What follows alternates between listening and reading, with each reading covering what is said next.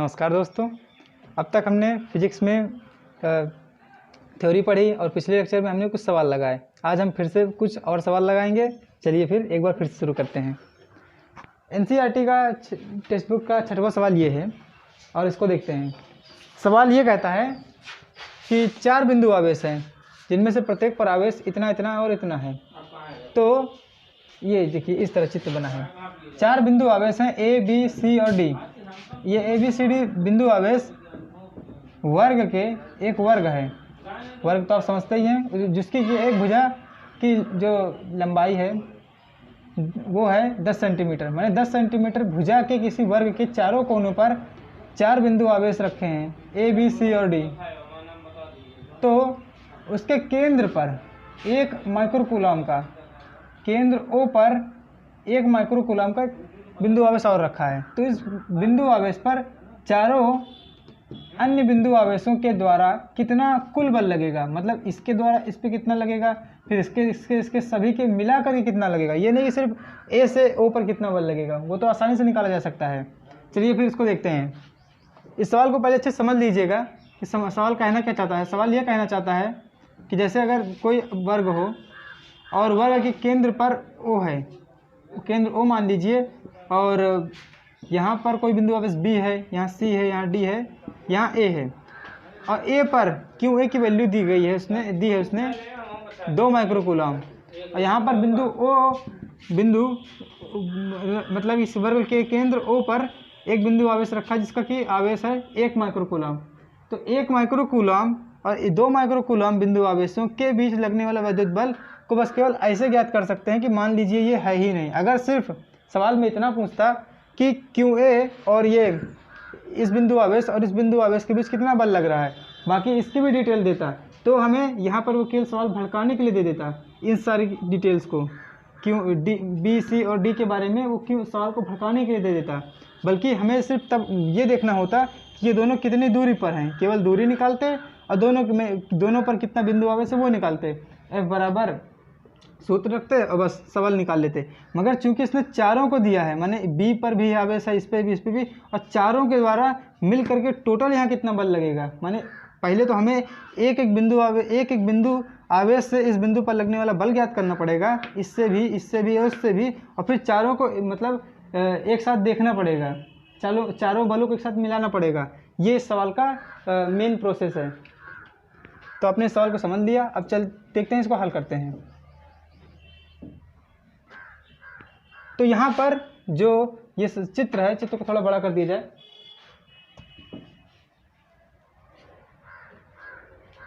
चित्र जो है, चित्र में ये दिखाया गया है कि यहाँ पे A बिंदु आवेश है, यहाँ पे B, यहाँ पे C, यहाँ पे D, और केंद्र O पर O, जिसकी इसमें यहाँ पे ये दूरी कितनी है 10 सेंटीमीटर। तो यहाँ पे ये दूरी भी 10 सेंटीमीटर, ये दूरी भी 10 सेंटीमीटर, क्योंकि ये वर्ग है इसलिए होगी। और यहाँ पर केंद्र O की हमें दूरी देखनी पड़ेगी इन चारों शीर्षों से, इन चारों वर्टेक्स से हमें देखना पड़ेगा कि यहाँ का सेंटर कितना दूरी पर है। तो हमने ये दूरी निकाल ली अगर, तो फिर ये हमें मालूम पड़ जाएगा। और वैसे ये दूरी आपको पता है कि इसका आधा यहाँ पे 5 होगा, ये दूरी एक तरीके से 5 ही होगी, क्योंकि ये 5 होगी तो ये दूरी भी 5 होगी। 5 ये, और चूँकि यहाँ पे 90 अंश का कोण बनेगा, इसलिए ये दूरी माने OD की दूरी, OD बराबर आ जाएगा √5 का स्क्वायर धन 5 का स्क्वायर बराबर 5√2 सेंटीमीटर।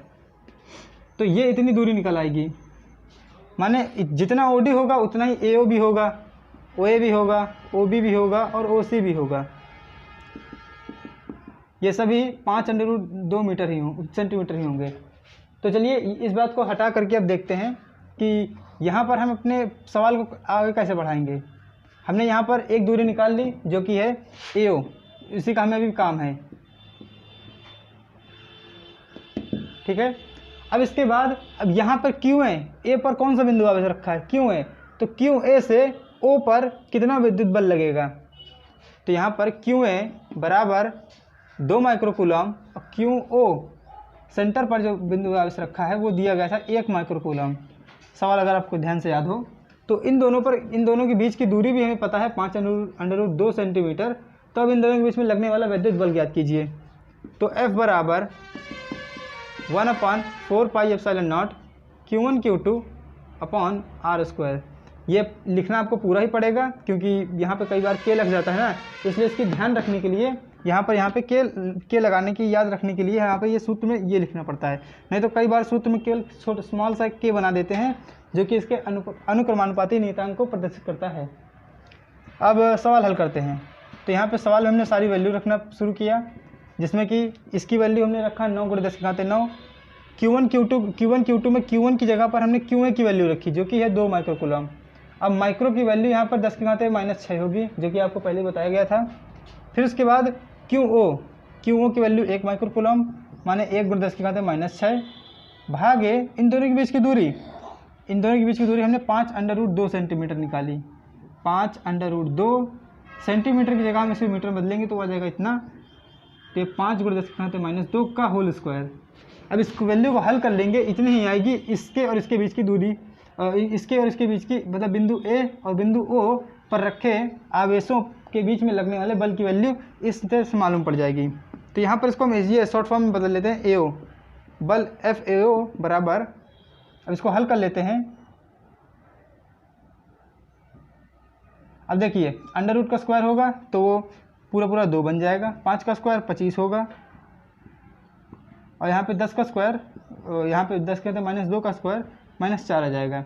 और ऊपर हल कर लेंगे तो ये 9 × 2 × 10⁻9 -6 और ये ऊपर जाएगा तो इसको हम डायरेक्टली ऊपर कर लेते हैं। तो आ गया इतना। अब 9 4 13 और 13 में से ये 12 गया तो बस केवल 10। तो इसको अगले स्टेप में देख लेंगे। और यहाँ पर 25 × 2 कैसे आया? 5 का स्क्वायर 25 और √2 का स्क्वायर 2। यहाँ पे ये 2 से 2 कट चुका होगा तो आ जाएगा 9/25 × 10 या ऐसे कर सकते हैं 90/25। अब अगर आपको इस सवाल को बहुत ही मतलब आपको दिमाग ना काम कर रहा हो कि ये इतना गुणा भाग कैसे करेंगे, आप थोड़ा सा ट्रिकी थोड़ा सा दिमाग लगाना सोचिए कि दोनों तरफ बस केवल 10 का गुणा कर लीजिए। ये बन गया 900 और ये भाग गया 25, इसमें भागे 10 को इधर अलग रखिए। 900 क्या लिख सकते हैं? 900 को आप लिख सकते हैं 9 × 100 और आपको पता ही है 25 चौको 100, तो यहाँ पे 9 चौक 36 हो गया और 36 भागे 10, तो यहाँ पे इतनी जल्दी आ गया 3.6 न्यूटन। मगर ये सवाल जब तक इतना हल किया जाएगा तब तक तो इसमें बहुत ज़्यादा समस्या नहीं है, मगर जब इस सवाल को और आगे हल किया जाएगा तो सवाल में समस्या आ जाएगी। देखिए कैसे। हमने AO निकाल लिया, अब इसी तरह FBO निकालते हैं। FBO माने B और O के बीच की दूरी निकाल करके और उन पर रखे हुए बिंदु आवेशों का मान निकाल के फिर उसके बीच में कितना बल लग रहा है ये निकालते हैं। तो बिंदु B और बिंदु O पर लगने वाले बलों को ज्ञात करने के लिए पहले पता करते हैं कि QB कितना है। QB है दिया हुआ है -5 माइक्रोकूलम और QO तो हमें पता ही है कि वो 1 माइक्रोकूलम। तो और R यहाँ पे पता करनी पड़ेगी। R हमें जितनी R ये होगी उतनी ही R ये भी होगी, क्योंकि ये केंद्र है जो सभी बिंदुओं से समदूरस्थ है, माने समान दूरी पर है, इक्विडिस्टेंट है। तो यहाँ पर बिंदु O माने O और B के बीच की दूरी, ये दूरी होगी 5√2 सेंटीमीटर। और हमारे पास तीनों वैल्यू हैं तो चलिए FBO निकाल लेते हैं। FBO निकालेंगे तो ये आएगा 1/4πε0 QO अपॉन r²। यहाँ पे हमने Q1 Q2 न लिखे हुए ये लिख दिया है ताकि बस केवल सूत्र की वैल्यू रखी जा सके। अब 9 × 10⁻9 गुणे, अब यहाँ पे इसको ब्रैकेट में लिख लीजिए क्योंकि माइनस गुणा है फिर माइनस है तो ऐसे लिखना थोड़ा ज़्यादा सही रहेगा। गुणे 1 × 10⁻6, ये ब्रैकेट इसलिए लिया गया, इसमें इसलिए नहीं लिया गया क्योंकि यहाँ पे कोई मतलब आवेश ऋणात्मक नहीं था, इसमें आवेश में इसको मतलब गुणा और चिन्ह एक साथ ना हो जाए इसके लिए ब्रैकेट ले लिया गया। और R की वैल्यू फिर वही 5 × 10⁻2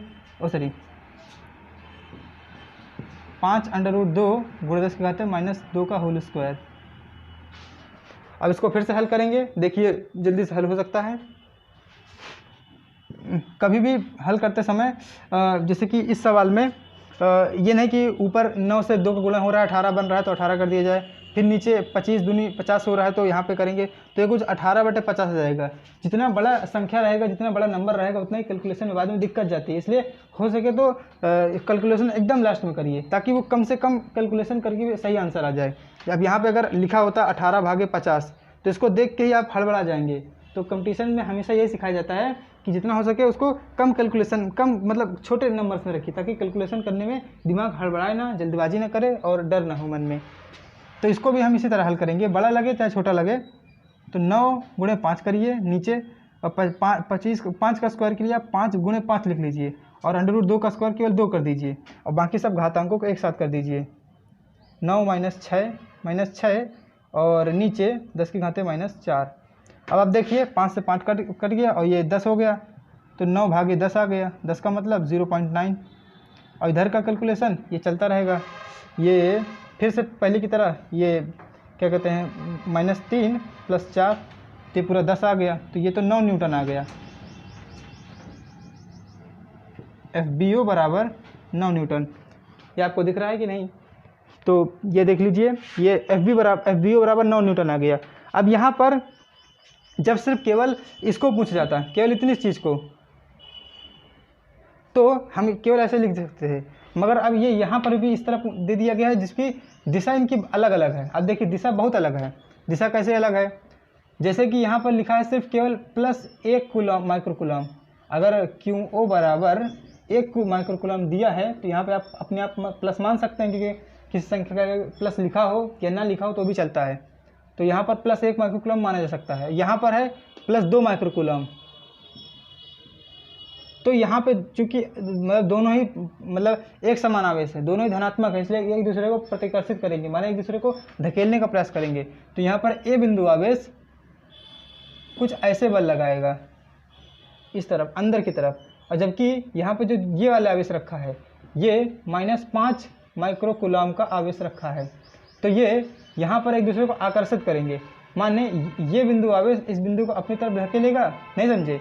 ये बिंदु आवेश इस बिंदु आवेश को इस तरफ घसीटेगा, बल्कि ये वाला इस वाले को इस तरफ घसीटेगा। तो ये कुछ ऐसे बल लगेंगे। तो यहाँ पर अब यहाँ पे दिशाओं का भी ध्यान रखना पड़ेगा। तो अब इसे हम एक वेक्टर के रूप में ले लेते हैं, माने दिशाओं के रूप में ले लेते हैं। और यहाँ पर अब आगे देखते हैं कि इसी तरह ये जो QC है ये भी क्या कहते हैं 2 माइक्रोकूलम है और ये प्लस में है। तो ये एक दूसरे को धक्का देंगे इस तरह ही कुछ। यहाँ पे इसको थोड़ा और ऐसे कर लेना चाहिए, रुकिए।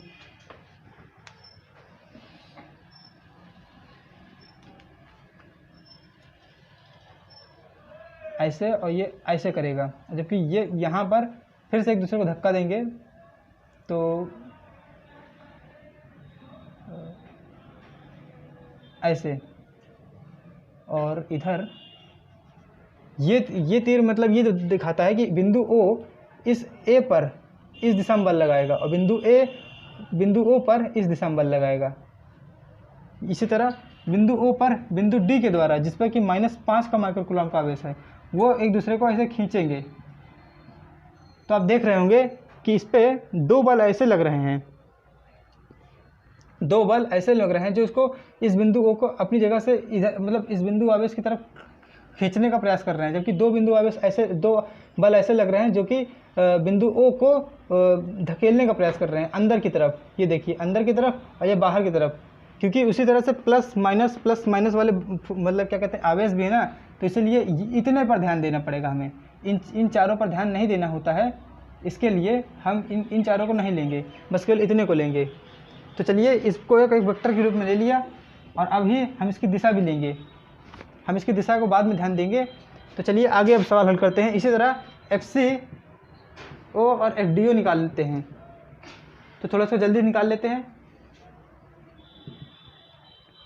यहाँ पर FCO, C की वैल्यू यहाँ पे देख लीजिए, QC की वैल्यू दी है। तो QC की वैल्यू जब दी है 2 माइक्रोकूलम और QO की वैल्यू 1 माइक्रोकूलम, तो दोनों को रख देते हैं, और यहाँ पर बनता है 1/4πε0 QC QO/r²। और R की वैल्यू हमें पता ही है 5√2 मीटर ये, तो यहाँ पर 9 गुणे 10 की घात प्लस में 9 होगा, गुणे QC और QT की वैल्यू QO की वैल्यू रखी जो कि इतनी होगी, और यहाँ पर 2 गुणे 10 की घात -6 क्योंकि माइक्रो लगा है, गुणे 1 गुणे 10 की घात -6 क्योंकि ये भी माइक्रो कूलम में ही है, भागे इसके बीच की दूरी जो कि 5√2 सेंटीमीटर का स्क्वायर, सेंटीमीटर को हमने मीटर बदला जो कि इतना आया और स्क्वायर किया तो इतना आया। अब यहाँ पर इसको पूरा हल कर लेते हैं फिर से जल्दी से। तो 9 गुणे 2 गुणे 10 की घात 9 - 12, 6 और 6 आपस में जुड़ के 12 हो गए। फिर 5 का लिए हमने 5 गुणे 5 लिख लिया, और 2 का स्क्वायर हमने √2 का स्क्वायर केवल 2 कर दिया, गुणे 10 की घात -4 कर दिया। ये 2 इसलिए किया गया ताकि ऊपर नीचे 2 कट जाए, तो आ गया 9/25, और गुणे ये फिर से वही आ जाएगा, ऊपर जाएगा तो केवल 10 की घात 1 माने केवल 10, तो ये 90/25 आएगा। ये 90/25 एक बार पहले भी आया है, तो इसकी वैल्यू बराबर ही होगी जो कि होगी 3.6। तो इस तरह आपने पाया कि FCO और FAO दोनों की न्यूमेरिकल वैल्यू आंकिक मान दोनों को बराबर है, माने ये और ये बल आपस में आंकिक रूप में बराबर हैं। अब देखिए यहीं पर सारा कमाल है, थोड़ा सा ज़्यादा हो गया इसको, इसीलिए एक बार देख लीजिए और फिर हम बस केवल मेन चीज़ों पर रखेंगे, बाद में सब मिटा देंगे।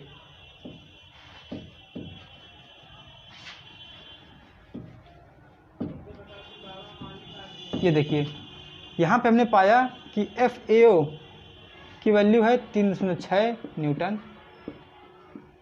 और FCO की वैल्यू है 3.6 न्यूटन।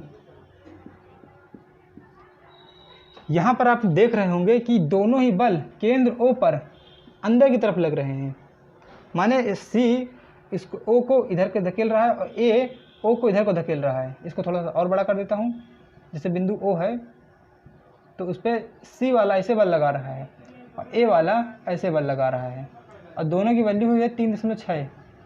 अब आप ज़रा सोचिए कि एक ही रेखा में किसी बिंदु पर दो बल विपरीत दिशाओं में बराबर मात्रा का काम कर रहे हैं, बराबर मात्रा के दो बल विपरीत दिशाओं में एक ही बिंदु पर एक ही रेखा में कार्य कर रहे हैं, तो फिर इनका जो रिजल्टेंट बल होगा आप समझ सकते हैं कि वो जो F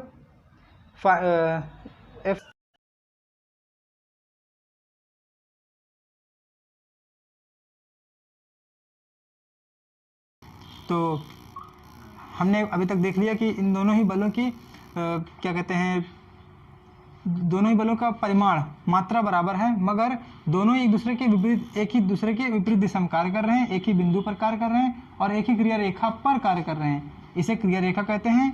A, O और C इन तीनों को मिलाने वाले रेखा को, काल्पनिक रेखा को क्रिया रेखा कहते हैं, क्योंकि इसी पर सारी क्रियाएँ हो रही होती हैं। तो इन दोनों पर निकालेंगे, तो यहाँ पर चूँकि दिशा विपरीत हैं इसलिए इनके परिमाण तो वही रखे जाएंगे, इतने और इतने, मगर इनके साथ इनकी दिशा क्या कहते हैं, दिशाओं का जब वो रखा जाएगा तो यहाँ पर ये एक प्लस में होगा, ये एक माइनस में हो जाएगा, तो टोटल जो बल लगेगा वो 0 न्यूटन लगेगा। केवल 0 लिख दीजिए, न्यूटन ना लिखिए। तो यहाँ पे A + C का मतलब आप समझे ना कि A और C के द्वारा बिंदु O पर लगने वाला बल 0 होगा, टोटल 0 होगा। A और C दोनों के द्वारा मिला करके जो बल लगेगा O पर वो 0 होगा। अब इसी तरह हम निकाल के देखते हैं FD वाला, लास्ट वाला बल निकाल के देख लेते हैं। तो FDO बराबर यहाँ पर 1/4πε0 QD/r²। हमने वैल्यू रखी जल्दी से, और यहाँ पर QD की वैल्यू यहाँ पर दी है -5 माइक्रोकूलम, 5 × 10⁻⁻⁶, 1 × 10⁻⁶ भागे 5 √2 × 10⁻² का होल स्क्वायर रखा, और जब सही से हल किया गया तो 5। अब देखिए यहाँ पर एक ये तरीका गलती की गई थी, यहाँ पे माइनस लिया गया था मगर उसको इग्नोर कर दिया गया था, हटा दिया गया था। अब आप सोचेंगे कि यहाँ पे माइनस लेना क्या ज़रूरी था, तो यहाँ पर मैं कहूँगा कि अगर आपको लगाना हो तो रख भी सकते हैं, क्योंकि हाँ सवाल तो का जवाब तो आ ही जाएगा माइनस लगाने से, और अगर ना लगाना हो तो कोई बात नहीं, आप बस केवल दिशाओं का ध्यान रखिए।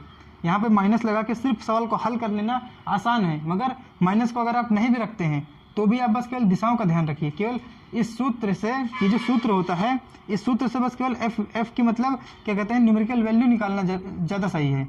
बाकी उसकी दिशा का ध्यान रखना के लिए हम ऊपर जो वेक्टर लगाते हैं उससे हम उसकी दिशा का भी बाद में ध्यान रखेंगे। तो यहाँ पर हम इसके माइनस को ना लेते हुए बस केवल संख्या को लेंगे। तो यहाँ पर हमने संख्या को लिया और नीचे आया 5 गुणे 5 गुणे 2। ये क्यों किया गया आपको पता ही है, कैलकुलेशन सरल करने के लिए। और नीचे से -2 माइनस ये, तो जब हल किया गया तो फिर से ये 9 भागे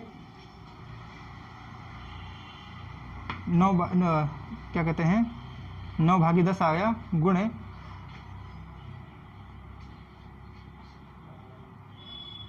आ गया 10 की घाते। 10 की घाते मतलब केवल कितना, -3 और प्लस का 4। तो यहाँ पर ये आप कर सकते हैं। और यहाँ पर अब ये हल होके आएगा 0.9, ये 0.9 न्यूटन इंटू क्या कहते हैं 10, बस केवल 10। तो ये आ गया 9 न्यूटन FDO। अब देखिए FBO वेक्टर और FDO वेक्टर दोनों ही 9 न्यूटन हैं, मगर ये भी बल एक दूसरे के विपरीत लग रहे हैं। देखिए कैसे, इसको आप नोट कर लीजिए। जिस तरह ये A और C O पर भी बल लगा रहे थे, उसी तरह क्या कहते हैं यहाँ पे BO और यहाँ पे D, ये इस पर इधर की तरफ खींच रहा है, मगर दोनों ही खींच रहे हैं। तो यहाँ पर 9 न्यूटन और 9 न्यूटन दोनों ही बराबर बल लगा रहे हैं और विपरीत दिशा में बल लगा रहे हैं, और एक ही बिंदु पर एक ही क्रिया रेखा के ऊपर लगा रहे हैं। इसलिए इस बिंदु पर जो FD प्लस B वेक्टर मतलब बल होगा वो होगा FDO vector plus FBO vector, जो कि टोटल 9 प्लस एक तरीके से -9 ले लीजिए और टोटल 0। माने अब जो टोटल बल लगेगा, माने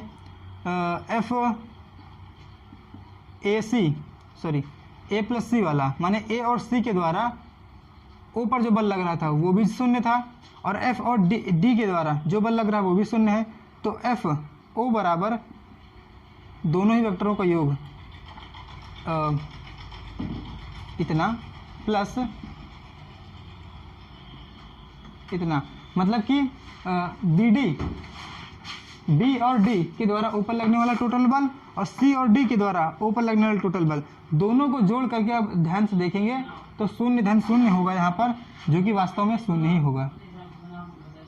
तो इस तरह आपने देखा कि बिंदु O पर B और D के द्वारा लगने वाला बल वो भी 0, A और C के द्वारा लगने वाला बल वो भी 0, क्योंकि यहाँ पे बस केवल एक ही चीज़ आई है कि सभी बलों के परिमाण बराबर हैं, मगर उनके क्या कहते हैं दिशाएं विपरीत हैं। ये दोनों बल भी आपस में बराबर हैं और ये दोनों बल भी आपस में बराबर हैं, मगर विपरीत दिशा में लगने की वजह से सारा बल कैंसिल हो जाता है। तो ये सवाल एक बेहतरीन सवाल था, आप इसको नोट डाउन कर लीजिए। अब फिर चलते हैं नेक्स्ट सवाल पर।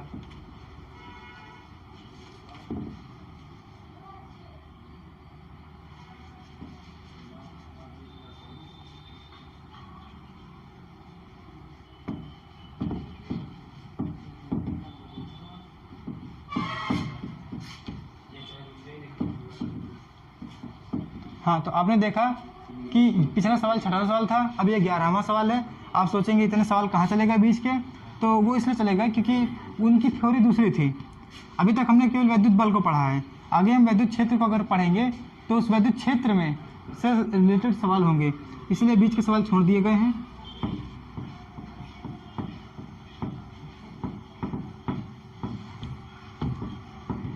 चलिए देखते हैं। 11वां सवाल है कि ऊन से रगड़ने पर अगर कोई पॉलीथीन का टुकड़ा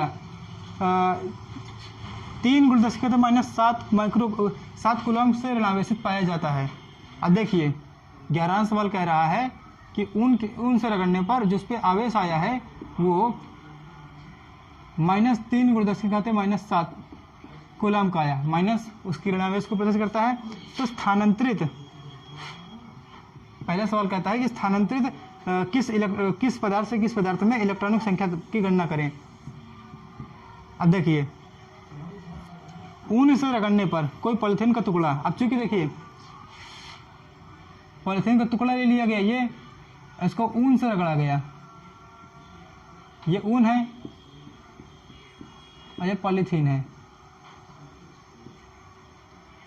तो यहाँ पे पॉलीथीन के टुकड़े को चूंकि इस पर रगड़ने पर इस पर ऋण आवेश आया है,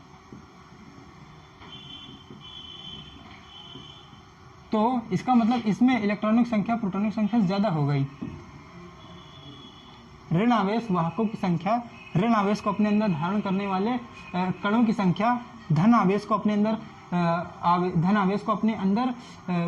धारण करने वाले कणों की संख्या से चूंकि ज़्यादा है, तब यहाँ पर ऋण आवेश आया। इसका मतलब इलेक्ट्रॉन इसमें, और पहले की स्थिति रगड़ने से पहले इसमें इलेक्ट्रॉन रहे होंगे ई और बी आपस में बराबर, रगड़ने से पहले ये स्थिति रही होगी, रगड़ने के बाद ये स्थिति आ गई। इसका मतलब टोटली इलेक्ट्रॉन इसमें आए हैं, माने पॉलीथीन के टुकड़े में कह सकते हो, पॉलीथीन के टुकड़े में इलेक्ट्रॉन बाहर से आए, बाहर से कह लीजिए या ऊन से आए। तो पहले सवाल का जवाब यही होगा कि स्थानांतरित इलेक्ट्रॉन ऊन वाले पदार्थ से क्या कहते हैं, पॉलीथीन पर आए हैं। तो थोड़ा सवाल का जवाब तो यह हो गया कि ऊन से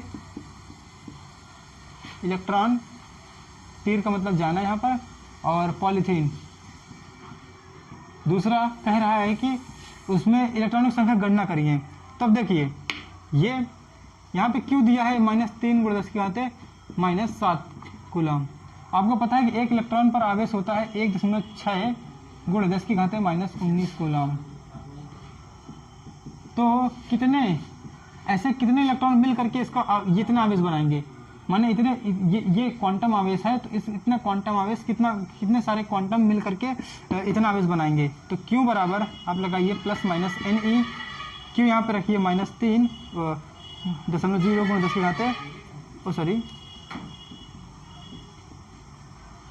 3 × 10⁻⁷ रखिए, बराबर -N × 1.6 × 10⁻⁻19। तो N बराबर आ जाएगा, आप भाग करेंगे 3 भागे 1.6 × 10⁻⁷ भागे 10⁻⁻19। आप इसको हल करेंगे तो ये 30 भागे कुछ 6 बन के आया, × 10⁻19 में से 7 गए तो 12। आप इसको हल करेंगे, जो भी वैल्यू आएगी वही इसका आंसर हो जाएगा। ये कुछ इसी कोटि का होगा 10⁻12, क्योंकि ये 2 से कम है, 2 से हल्का सा कम है, 16 दूनी 32 और 1 से काफ़ी ज़्यादा है। तो ये जो भी हल होके आए इसको आप हल कर लीजिएगा। ये 1 कुछ समथिंग आएगा, लगभग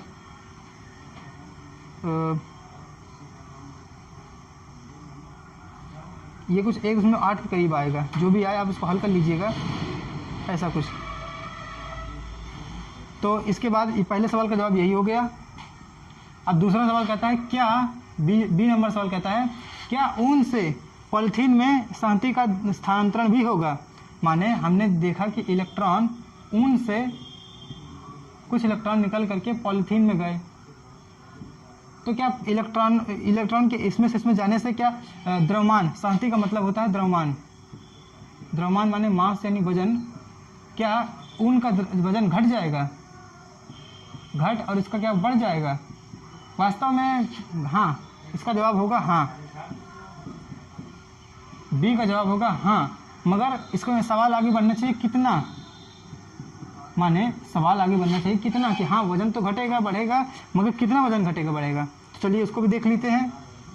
हमने अभी भी पता किया, अब चलिए इसको निकाल के देख ही लिया जाए। 32 और ये कुछ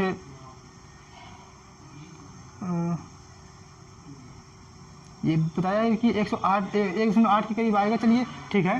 तो यहाँ पर जो इलेक्ट्रॉन है वो लगभग 1.8 × 10⁻12 इलेक्ट्रॉन, गिनती के इतने इलेक्ट्रॉन इसमें से इसमें जाएंगे। अब चूंकि एक इलेक्ट्रॉन का द्रव्यमान होता है 9.1 × 10⁻31 kg, तो इतने इलेक्ट्रॉनों का द्रव्यमान कितना होगा। आप बस केवल से गुणा कर दीजिए, 1.8 × 10⁻12।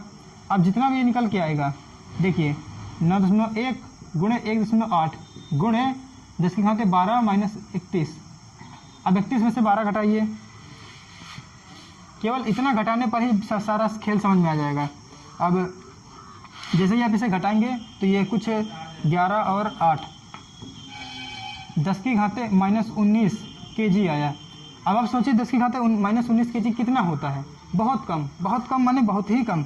इतना कम द्रव्यमान ऊन में से घट करके पॉलीथीन में गया है, तो पॉलीथीन का द्रव्यमान बढ़ेगा भी तो कितना ही बढ़ेगा? कुछ नहीं, कोई प्रभाव ही नहीं पड़ेगा।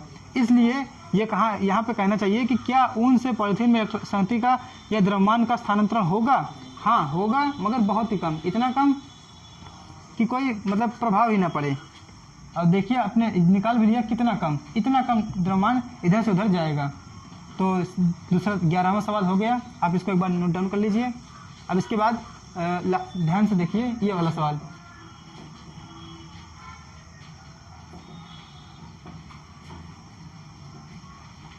ये सवाल ज़्यादा कठिन नहीं है, मगर बस केवल देखना जरूरी है।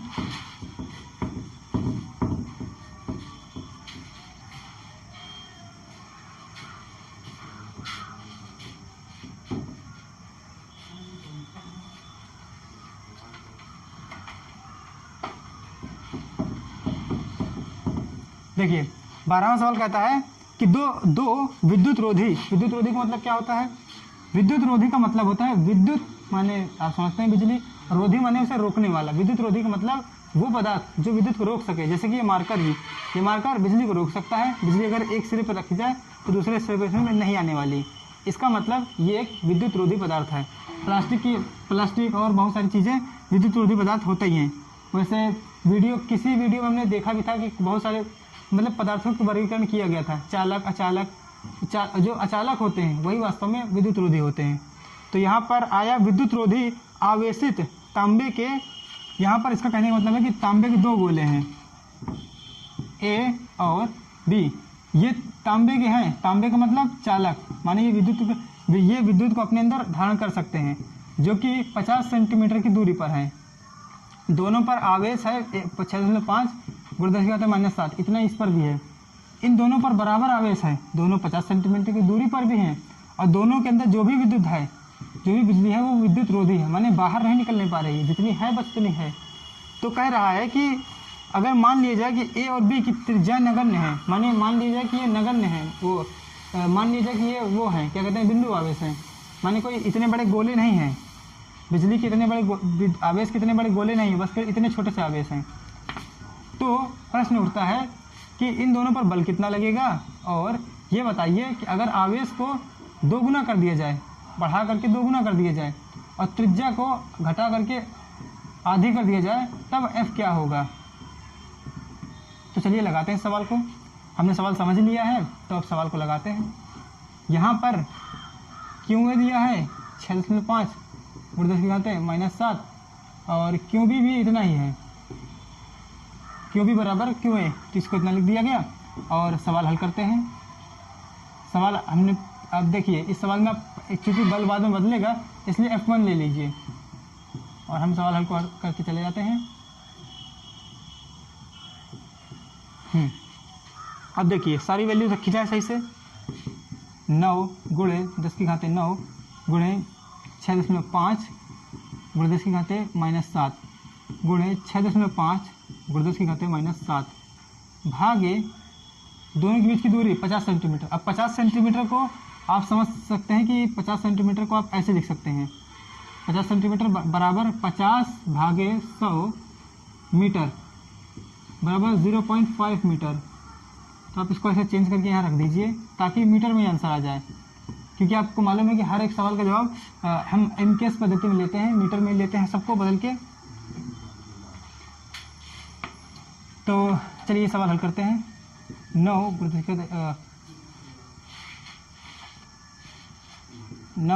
6.5 × 6.5 भागे 0.5। अब देखिए यहाँ पर बहुत ही आसान है, आपको करना कुछ नहीं है, बस केवल दशमलव सबसे हटा दीजिए। तो आपने पाया कि ये 13×5 65, 13×5 65 की तरफ हो गया। तो 9 × 1 9 13 का स्क्वायर और इसको हल करके देख लीजिएगा तो ये कुछ ऐसे आ जाएगा, इतने न्यूटन। और हाँ, अभी तो इसका सॉरी गलती हो गई, इतना तो बस केवल इसका कि मतलब ये न्यूमेरिकल कैलकुलेशन है। अब घातांकों का कैलकुलेशन करते हैं। 9 गुणे -7 भागे तो ऐसा कुछ नहीं होगा क्योंकि कुछ बचा ही नहीं, तो यहाँ पे 9 में से 14 गए तो यहाँ पे आ गया 10 गुणे 10 के घाते -4 1 5। तो यहाँ पर ये इतने पर दशमलव अभी लगा है तो इसको 1 2 3 बार खसकाया, 1.4 5 1 गुणे 10 के घाते -2 न्यूटन। अगर कैलकुलेशन सही है तो ये फिर आपका इतना आंसर आएगा। ये आप इतना सवाल नोट कर लीजिए और बस Q2 की वैल्यू एक बार निकाल लेते हैं और आगे ख़त्म करते हैं इसको। अब कह रहा है कि दूसरा सवाल, अब दूसरा सवाल कहता है कि Q को अगर डबल कर दिया जाए, इसका मतलब वो बढ़ा दिया जाए और बढ़ा करके कर दिया जाए Q2 2Q, और कह रहा है कि R दूरी को घटा करके R/2 कर दिया जाए तो सवाल पर बल कितना होगा। अब देखिए, इस सवाल को हल करना चाहें आप ऐसे भी हल कर सकते हैं। क्यों? क्योंकि आपको मालूम है F प्रोपोर्शनल Q1 Q2 अपन R²। तो अगर F2 बटे F1 निकाला जाए तो यहाँ पे बदला हुआ आवेश रखा जाएगा। बदला हुआ आवेश 2Q इंटू 2Q भागे R/2 का होल स्क्वायर भागे Q इंटू Q भागे यहाँ पर R²। चूँकि Q और Q बराबर हैं, ये Q में और Q भी बराबर Q मान लिया जाए तो वही चीज़ यहाँ पे रख दी गई है। आप इसको हल करेंगे तो ये कुछ 4Q² भागे R²/4 इंटू ये सब ऊपर जाएगा Q²। अब देखिए ये 4 था, 4 को ऊपर कर दिया गया तो ये कुछ ऐसे आया, R² से R² कैंसिल, Q² से Q² कैंसिल, तो ये गया 16। तो F2 बराबर भागे F1 बराबर 16 या F2 बराबर 16 F1। आप इसको ऐसे हल कर सकते हैं या फिर आप इसको ऐसे भी हल कर सकते हैं कि आप बस सवाल में पूरी वैल्यू फिर से रख दीजिए। 9 गुणे 10 के घाते 9 गुणे जो ये वैल्यू थी इनको डबल करके लिख दीजिए, माने 13 गुणे 10 के घाते -7 गुणे 13 गुणे 10 के घाते -7 भागे यहाँ पे जब दूरी दी गई थी, दूरी जो दी गई थी सॉरी 50 सेंटीमीटर, इसको आधी कर दीजिए जो कि हो गई 25 सेंटीमीटर। और 25 सेंटीमीटर का मतलब इतना, या इसको और आप अच्छे से लिख सकते हैं कन्वर्ट करके 1/4 मीटर। इतना लिखना ज़्यादा अच्छा होगा क्योंकि स्क्वायर करने में, गुणा भाग करने में आसानी होगी। और फिर ये इतना आया 9 गुणे 13 भागे 4 इतना और यहाँ पे 9 -7 ये इसमें कोई प्रभाव नहीं पड़ा, जो प्रभाव पड़ना था इसमें पड़ गया। और अभी ये ऊपर जाएगा तो ये 13 का स्क्वायर इतना और ये 4 गुणे 4 गुणे 16 और गुणे 10 के घाते माइनस जो भी है 5। अब देखिए पहले जो वैल्यू आई थी जब हमने F1 निकाला था तब पहले वैल्यू आई थी 9 गुणे 1.9 गुणे 10 के घाते -5, जिसकी की वैल्यू 1.45 ऐसे कुछ आई थी ऐसे, और गुणे 10 के घाते -2 आई थी। तो आप चूँकि इतने की वैल्यू देखिए, इतने की वैल्यू इतनी आई थी तो 16 से गुणा करेंगे तो टोटल 16 से गुणा जो आएगा वो कुछ ऐसे आ जाएगा 16 गुणे 1.451 गुणे 10 के घाते -2। अब देखिए 16 गुना उसका तो आ ही गया, तो इससे साबित होता है कि F2 जो होगा वो F1 का 16 गुना होगा। इसका मतलब आप देखिए इस सवाल में आप इसी से बस सारा सवाल इसमें हल हो सकता है कि आवेश बढ़ा दिया गया तो बल बढ़ ही जाएगा और दूरी घटा दी गई तो बल और बढ़ जाएगा, तो इसीलिए बल यहाँ पे इतना बढ़ा हुआ आ रहा है। तो आज का लेक्चर यहीं पे समाप्त होता है। आपने ये बेहतरीन सवाल देखे इसके लिए बहुत बहुत धन्यवाद।